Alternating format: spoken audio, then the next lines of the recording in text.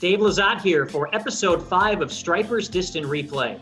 It's the video series where we invite members of last year's International League South Division Championship Club to watch key moments from memorable 2019 games. Today, I am joined by Atlanta Braves number 3 prospect Ian Anderson, number 10 prospect Tucker Davidson, and Stripers pitching coach Mike Maroth. Anderson went 8-7 with a 3.38 ERA in 26 starts between Mississippi and Gwinnett in 2019, earning the Braves Minor League Pitcher of the Year award. Davidson went 8-7 with a 2.15 ERA in 25 starts with Mississippi and Gwinnett in 2019 and was named a Southern League postseason All-Star. We'll watch each pitcher earn their first AAA win with the Stripers. This is Tucker Davidson's first AAA win. And just kind of setting things up, Tucker, with where you're at in your season. Promoted from AA Mississippi on August the 5th after going 7-6 with a 2.03 ERA, 122 strikeouts and 21 starts for the M Braves. You were a Southern League midseason All-Star. You've got one AAA start under your belt at this point. You faced the same Scranton team on the road August 10th. Pitched pretty well against them, 5 innings, 1 unearned run on 2 hits. Take us back to this point in your season and what your confidence level is like entering this start as we get started here. I had confidence going into this start. Got the first one underneath my belt and kind of could move on from that and just keep trying to be consistent with everything. I was just trying to keep the momentum going from what I was doing in Mississippi while I was up here in AAA, and I think we were still fighting for a playoff spot at this point. So I think I was just wanting to get a good outing, get to the bullpen later in the game, and do the best I could. So this is Breivik Valera leading it off for Scranton.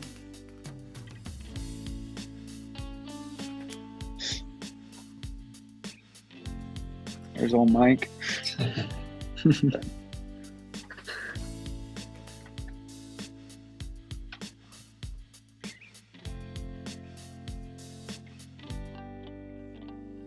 Oh, we took a fastball to me, so yeah, I missed that. I'm ready to do that again. It's a good way to start the game. Yes, it is.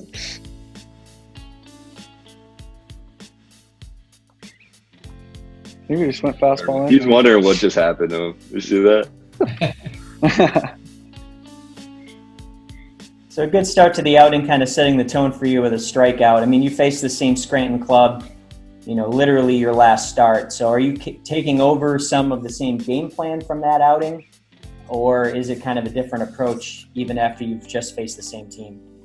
I was just trying to stay aggressive and everything. Kind of made adjustments through watching from the last game, just kind of seeing like what they did, what their approach was towards me, and just kind of responding to that and seeing what they do, because they're still learning who I am, and they might have an idea, have a different game plan, but that doesn't change the way I was really going to pitch towards them. I was just going to be aggressive and try to throw strikes and get us back in the dugout as quick as we can.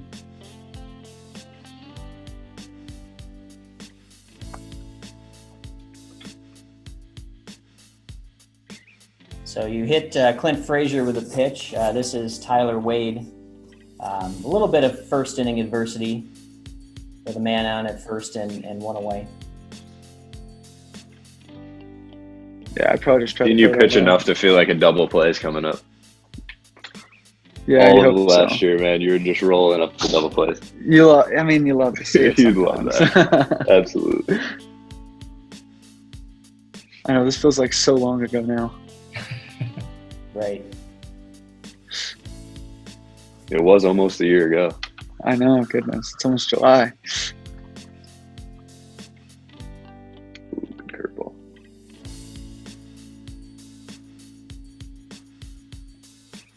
Waters out in center. Yeah. That was a decent swing on that pitch. Probably put it up in the zone a little bit. Should buried it more right there. But it was 1-1 count, so got 2 outs now.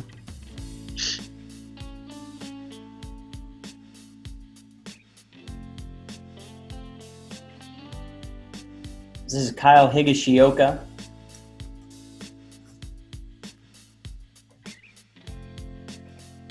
Tucker was doing a really good job there in Mississippi, and he came up to AAA, and this was his second start, and facing him the outing before in his first start. He actually had a pretty good outing there, so you could tell Tucker was taking that momentum and that confidence he built up in Mississippi, and he brought it to Gwinnett and all the way into the first couple outings for sure.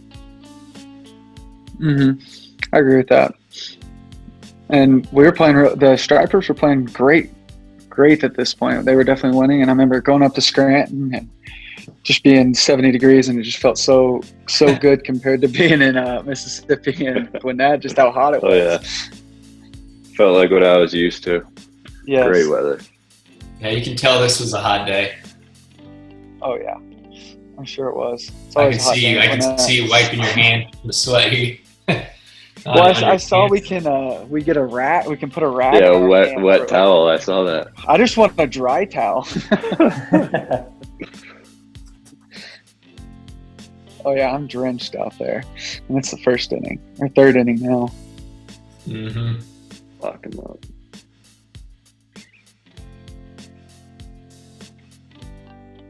For both these guys coming up from AA, with now using Major League balls at the AAA level, which I think is great, it makes that jump from AA to AAA a little bit more because you're making the adjustment to the ball now, which helps because now you don't have to make that adjustment going to the big leagues. So, for these two guys to be able to come up late in the year and get some outings and some experience at the AAA level is really gonna help, and would obviously helped them going into this year. Now that the year is short, and what's going to happen still uncertain, but it definitely gave them a little bit of an advantage coming into this year. I agree. And with that, I think the balls is definitely one of the things you have to get used to. One of the things I want to talk about in this inning, we saw you strike out Zach Sainer with a curveball. We'll see a little bit later in this at-bat against Terrence Gore, that curve with 2 strikes again. How important is that pitch for you to have that working, to know that you're going to have a good outing? It plays off my fastball really well. Kind of have learned how to tunnel it, and it's become a big pitch to me when that's on, and I can throw it consistently for strikes, and I can bury it when we need to have it there. It's a big weapon for me, and I really just like on that one, I just froze him there, and that's just a big pitch to me, and it helps my fastball even more, and it helps even the changeup now, and then we're working on a slider at this point, and so it's just such a big pitch for me, and hopefully it keeps advancing, and the command of it keeps getting better and better. Yeah, there's no question that his curveball is a very important pitch. Tucker's got a really good fastball, but that curveball complements the fastball so well that when he's got that curveball working, his fastball, it just makes it that much more difficult for hitters with that fastball. And when he's, the curveball he's having a hard time throwing it for strikes or commanding it, now all of a sudden the hitters are going to start looking for the fastball. And even still with as good of a fastball he has, he still can manage to get outs and work through outings, but that curveball really helps him. So you're cruising along pretty well at this point. We're going to get to what we like to call the adversity inning here, and watch you work into and out of a little bit of trouble. So this is top of the 4th. Stripers are holding a 1-0 lead, facing Clint Frazier for, I believe, the second time in the ball game. We'll see how this plays out. I hit him his first at bat, so first pitch breaking ball there. Then we're going to try to go back in. Yeah, I think we went in on him. I think he struggled kind of in whenever we went in on him the first time. But when we worked away, he kind of had a better approach to it and feel for it. So I think we decided we were going to go in on him.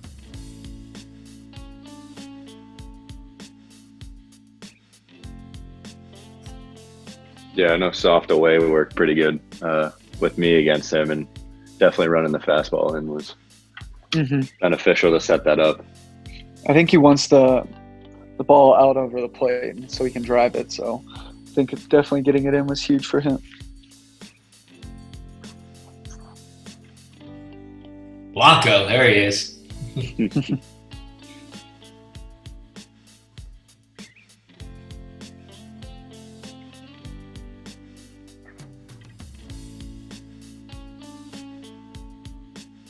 Gotta hate those hits. Oh my goodness. Yeah, It's just the right ground on ball line. down the line. Yeah. especially 0-2, nobody on. 0-2, No, yeah. no. I think definitely you might have gone breaking ball there or tried to elevate more. I mean, it's a lucky hit right there. Yeah. I think That that's was definitely down. That pitch was definitely down. Mm-hmm. I think it was just leaking a little bit. I think that's So. Florimone at third. He's pretty sure it's foul. I've watched that I was replay probably a couple sure it was times. foul. Yeah, tough to tell.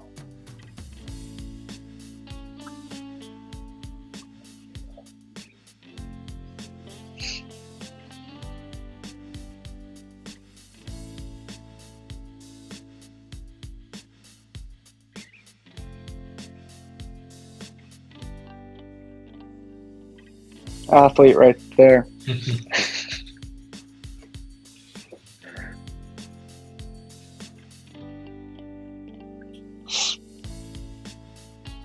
That's actually a pretty tough play. Left-hander, Oh, yeah. falling off. He bounced off really quick, which was good. Clearly, he's fast. He's one of their faster runners. I remember that. He had stolen bases. So that was a good play. Very alert to be able to jump off and bounce off that mound that quick. I agree on that.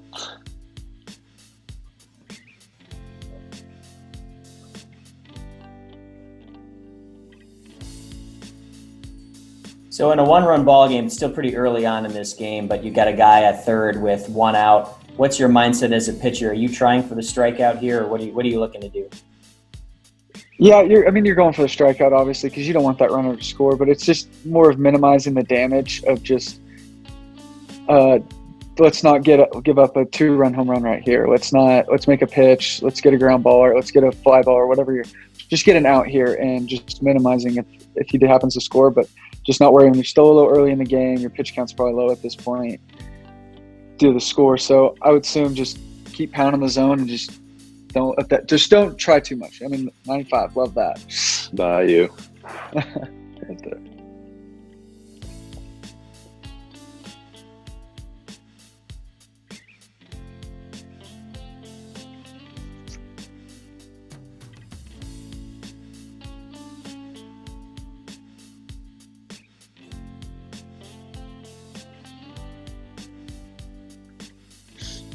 I think I was going for the strikeout here for sure. Strikes, You yeah, think? going for the strikeout. You think? But we love it.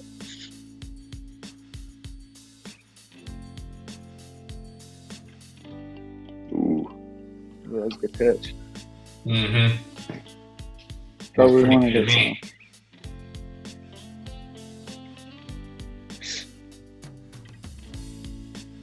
That reaction from you is perfect.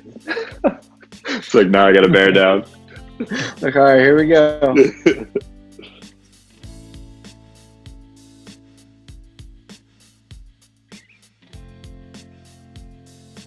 So I guess I'm interested at this point to find out like what you're thinking. You almost get that called strike 3, probably should have had it there, and then the very next pitch he singles to drive in the run. Is that like a major disappointment, or is that something you pretty quickly shake off, or what's running through your mind at that point? I think at this point, it's still the 4th inning. At this point, it's just more of move on from it. It's like, okay, so what? Tie game now. It's still 1-1. The team's still in it. Let's get a ground ball here, get a double play, and then we're out of the inning. We're right back in the dugout. So I think right now it's just keep getting deeper in the ballgame at this point is the goal.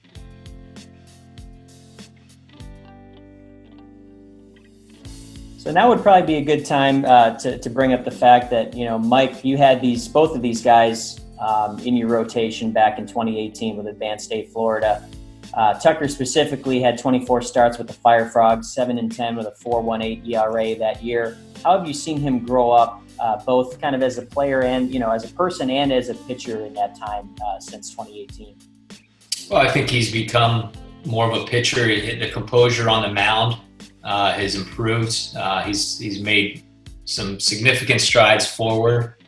Really both these guys have, and I tell you what, it's really neat to be able to be with them in 2018, and then also be able to see him at the end of 2019 and see that growth and the development. And so it just shows you that, the minor leagues and the process of getting better and the development part of it, you get to see that firsthand. So was pretty exciting, but they both have come a long way. And for you as a pitching coach, that's kind of a rare opportunity to be able to work with guys at that lower level and then also see them kind of on the cusp of the majors as well. Yeah. And like I said, it's pretty cool to be able to be a part of that and see it and see that development from, some of the lower levels to the higher levels, and see the growth. So you're right. It doesn't happen very often, but I was glad I was a part of it. So Tucker, it looks like you're in a little bit of a jam here, 2 on in scoring position with 1 out. Ian talked about it earlier, looking for a ground ball. I mean, you're a ground ball. You kind of have profiled as a ground ball pitcher. Can you talk about what kind of your thought process is on how you're going to go about getting a ground ball here and getting out of this? Just keep it something low in the zone is usually what I get most of my ground balls out of, either the fastball, curveball, or even a changeup. We're not playing infield in, so we're just trying to get an out right here. It's a really big thing. Strikeout would be huge, but really just getting an out and just trying to keep us in the game at this point. Just not let it turn into a 3-run inning and just keep it at a 1-run, 1-1 tie game.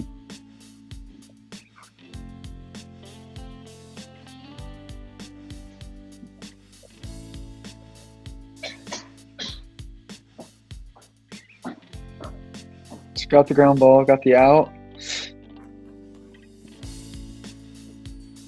So that was huge.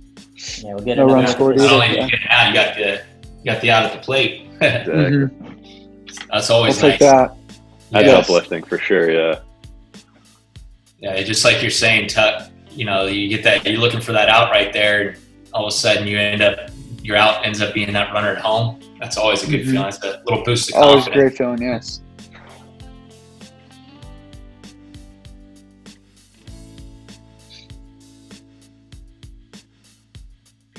And you got veterans on both ends of that play. You got Pedro Florimon at third base and John Ryan Murphy at catcher. Obviously very helpful to have a veteran defense at the AAA level too. Yes.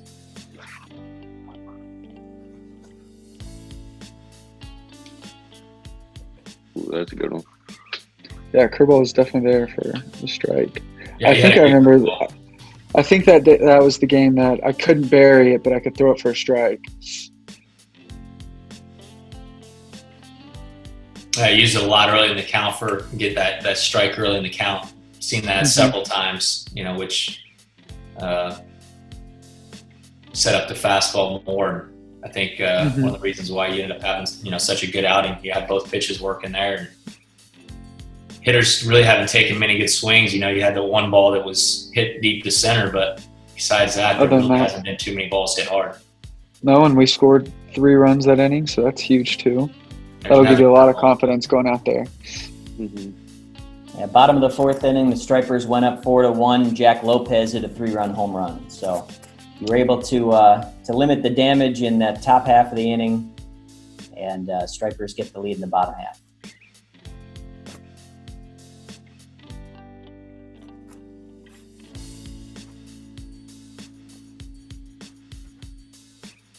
Just a long strike was all that was.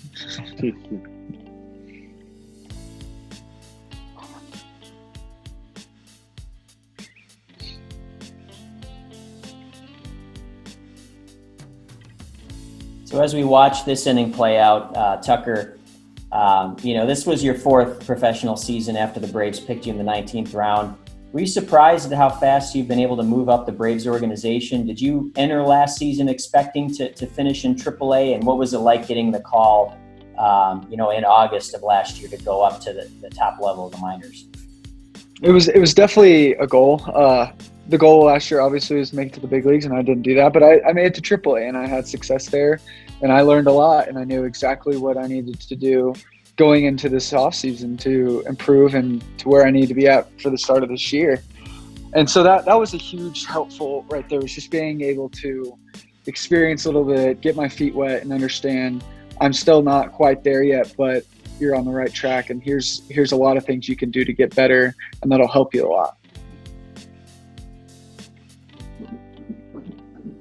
And the time that you moved up to, you were along with Ian Anderson, with Drew Waters, with Christian Pache, kind of a whole group of top prospects coming up from Double A Mississippi. Did that make it easier, kind of being surrounded by guys that you played with all season to all go up together? It definitely made it easier, just the transition. I remember Ian and I were going to the mall the day before. We had a flight, trying to get some clothes. So that definitely made the transition easier. But we know all of the guys on the team from spring training and just playing with them before. Guys have been promoted throughout Double A all year. So we knew people. So it wouldn't have been a terrible transition without them, but it definitely made it a lot easier. And you mentioned it earlier, too. You joined a AAA club that's right in the middle of a playoff push. I know Mississippi had a pretty good club in the first half and then kind of tailed off towards the second half of the season.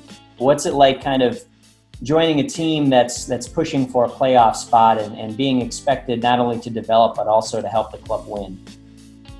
It's a lot of fun. You definitely love winning ball games, and the Stripers could hit the baseball last year, and it was just our job as a pitchers to keep us in the ball game each night and just do the best we could. And we had a dominant pitching staff, and that was through the starters and through the bullpen. Pretty lights out guys. So it was just fun to continue to develop and play this game. It's a little faster than Double A, so you get to experience that and just having to slow the game down and just continue to develop your career while you're trying to win the ball game each night. Yeah, absolutely. It was a blast just coming up and feeling the intensity jump up a little bit, and just not try to take over and carry the team, but just keep what's been going on and help them kind of. Obviously, we didn't reach the main goal, but still a great season, and the team just had so much fun. You could tell that from the second we got there. Mm-hmm. Were you guys able to pick up much from watching a little bit more closely guys like Kyle Wright, Bryce Wilson that had been in AAA all year? Oh, definitely for sure. Just the way they kind of carry themselves and how they go in between their outings and just experience what they're seeing at this level, what kind of the ways they've grown throughout the season, and you just pick their brain and kind of just understand why they might do something different than you might help you out a little bit. So it's been huge for me at least.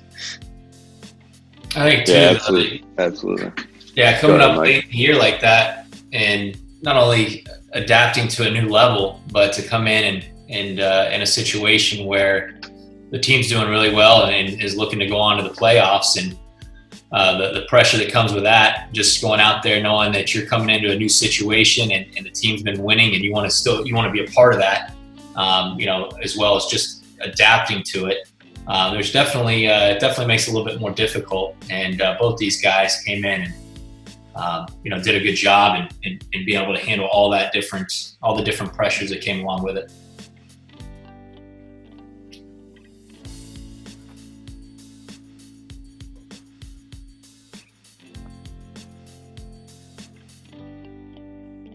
So at the plate right now, this is Terrence Gore, and you started 0-2 on him, ended up losing him for the walk. That's something I talked with Bryce Wilson on the last video we did about, what's going through a pitcher's head when you're up 0-2 and you can't quite find that pitch to put a guy away. And you can kind of see the frustration on your face there, but what's going through your mind after losing a guy like that? I mean, you're definitely frustrated, but that's when you just need to take that second and just calm down, regroup, and just be all right, we need to make a pitch here. Let's get a ground ball. He's a fast runner, so let's keep him close. Let's give your catcher a shot if he goes, and just really doing the best we can. Got the ground ball there. What a play, man. Oh, God. A little off there, but still, great play right there. Everything you wanted right there. And that was just bearing down, kind of taking that mental break and just being okay, I got to make a pitch here. This guy didn't give him a chance to even run, even think about it. He didn't even think about it. He saw a fastball, and there it was. And we were definitely trying to be quick because he was probably going. Probably next pitch.